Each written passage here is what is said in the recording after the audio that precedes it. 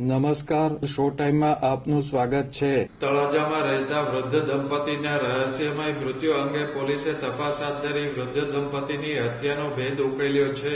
વૃદ્ધ દંપતીની હત્યા તેમના પુત્ર અને પુત્રવધૂએ ભાડુતી હત્યારાઓ પાસે કરાવી હોવાનું ખુલ્યું છે।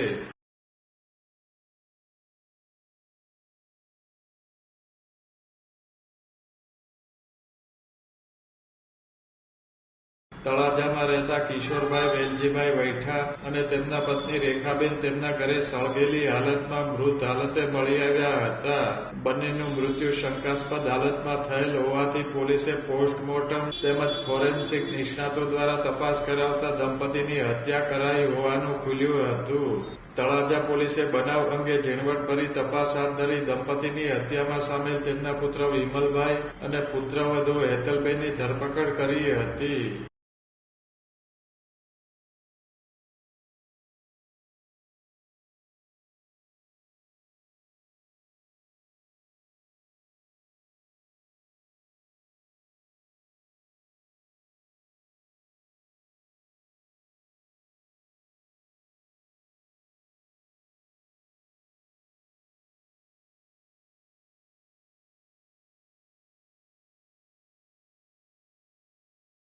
બંનેની પૂછપરછમાં તેમણે ભાડુતી હત્યારાઓ બોલાવી હત્યા કરાવી હોવાનું જણાવતા પોલીસે મુનીર હમીરભાઈ બલોચ અને અમીર ખાન પઠાણની પણ ધરપકડ કરી છે।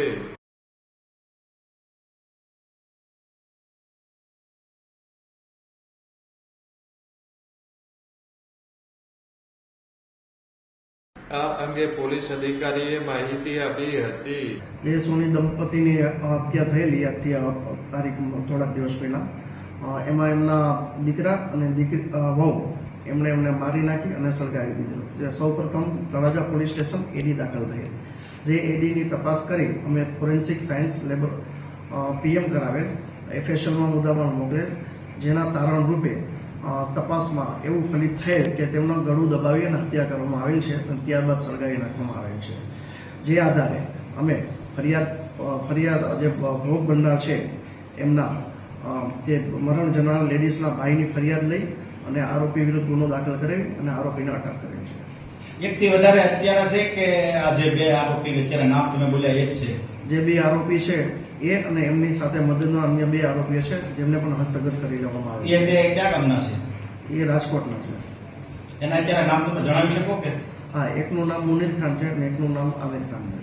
અગાઉ પણ દંપતીને સારવારના બહાને રાજકોટ લઈ જઈ હત્યાનો પ્રયાસ કરાયો હતો, પરંતુ તેમાં સફળતા મળી ન હોવાનું પોલીસ તપાસમાં ખુલ્યું છે।